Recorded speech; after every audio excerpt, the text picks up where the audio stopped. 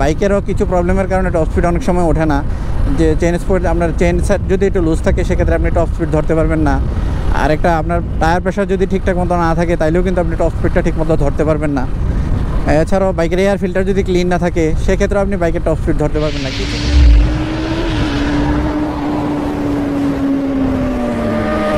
এখন কুড়িল বিশ্ব রোড, এখন ঠিক 300 ফিটের দিকে ঢুকবো।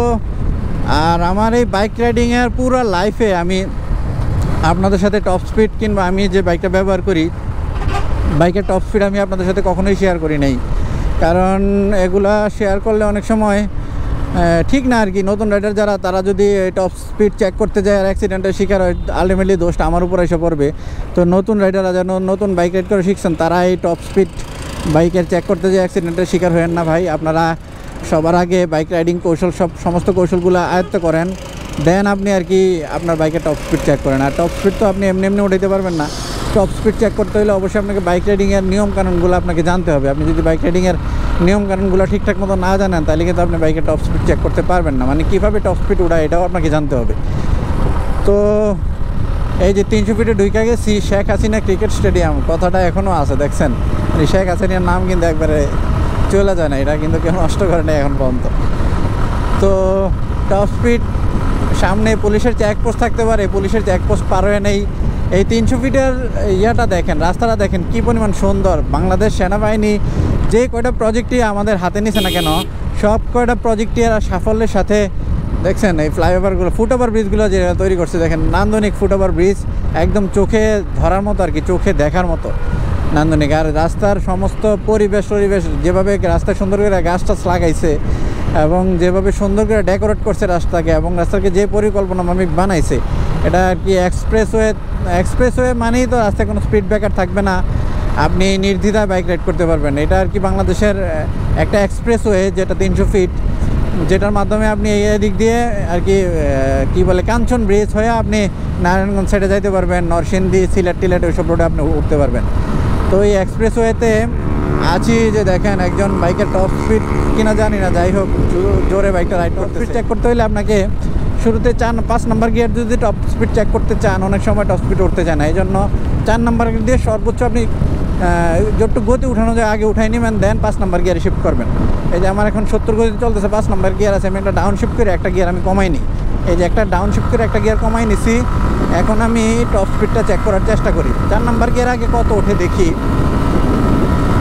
এই যে 4 নম্বর গিয়ারে 107-8 উঠছিল, এখন আমি 5 নম্বর গিয়ার দিয়ে দিচ্ছি। বাট আপনার সামনে উঁচা, এই জন্য হয়তো বা এখানে স্পিডটা ধরতে পারবে না। যখন উঁচাটা উঠে যাব তখন আমার আসলে গিয়ারটা শিফট করার প্রয়োজন ছিল। আচ্ছা যাই হোক, দেখি তারপর কতটুকু ওঠে। এই যে এখন 115, 16, 17, 19, 18, 20, তারপর কিন্তু আর উঠতেছে না 21, 20-21-এর পরে আর উঠতেছে না। আমার টপ স্পিড চেকের মধ্যে মনে একটু ভুল ছিল কোথাও, এই জন্য 20-এর পরে আর উঠতেছে না। তো যাই হোক, আমার এই সুজুকি বাইকের স্পিড কিন্তু আরও বেশি উঠবে। আজকে আমি 20-এ বেশি উঠাইতে পারলাম না, আর আপনাদের সাথে টপ স্পিডটা ওই ঠিকভাবে ভালোভাবে শেয়ার করতে পারলাম না আর কি। আমি আরেকটা টান দিয়ে দেখবো আসলে টপ স্পিড আরও ওঠে কিনা। আরেকটা টান দিয়ে দেখবো, এই সামনের এই ব্রিজটা পার হয়ে নেই, দেন আরেকটা টান দিব। বাতাসের প্রচুর চাপ, যার ফলে হয়তো বা ঠিকঠাক মতো শোনা যাচ্ছে কিনা সাউন্ড আমি জানি না। তো ব্রিজটা পার হয়ে আরেকটা টান দিব, দেখি তখন আর কি কত স্পিড ওঠে।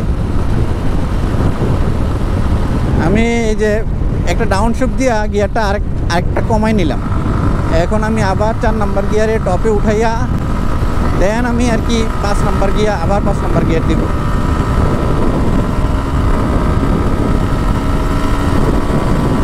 এই যে 5 নম্বর গিয়ার দিলাম, দেখি কি হয়।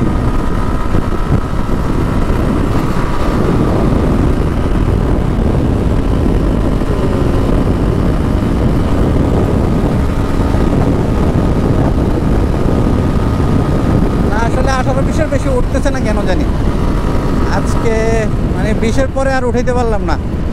আচ্ছা যাই হোক, হয়তো চেষ্টা করলে পরবর্তীতে আরও ভালো স্পিড উঠবে। এক সময় আমি বাইকের যেটা বলছি আর কি, বাইকের ধর্ম আসলে এক সময় টপ স্পিড ধরতে পারে, আবার কিছু সময় টপ স্পিড ধরতে পারে না, কেন জানি। এটা হয়তো রাইডিংয়ের কোনো ভুল থাকতে পারে, কিংবা বাইকেরও কিছু প্রবলেমের কারণে টপ স্পিড অনেক সময় ওঠে না। যে চেন স্পিড, আপনার চেন সেট যদি একটু লুজ থাকে সেক্ষেত্রে আপনি টপ স্পিড ধরতে পারবেন না। আর একটা আপনার টায়ার প্রেশার যদি ঠিকঠাক মতো না থাকে তাইলেও কিন্তু আপনি টপ স্পিডটা ঠিক মতো ধরতে পারবেন না। এছাড়াও বাইকের এয়ার ফিল্টার যদি ক্লিন না থাকে সেক্ষেত্রে আপনি বাইকের টপ স্পিড ধরতে পারবেন না। কিছু জিনিস থাকে, টপ স্পিড পাইতে হলে আপনাকে বাইকের এই জিনিসগুলো মেনটেন করে রাখতে হয়। এই মেনটেনগুলো যদি আপনি ঠিকঠাক মতো মেনটেন করে না রাখেন তাহলে কিন্তু আপনি বাইকের টপ স্পিড ধরতে পারবেন না। তো ঠিক আছে, ভিডিওটা এখানেই শেষ করলাম। সবাই ভালো থাকেন, আল্লাহ হাফেজ। আমি এখন বাম দিকের দিকে ঢুকে যাব।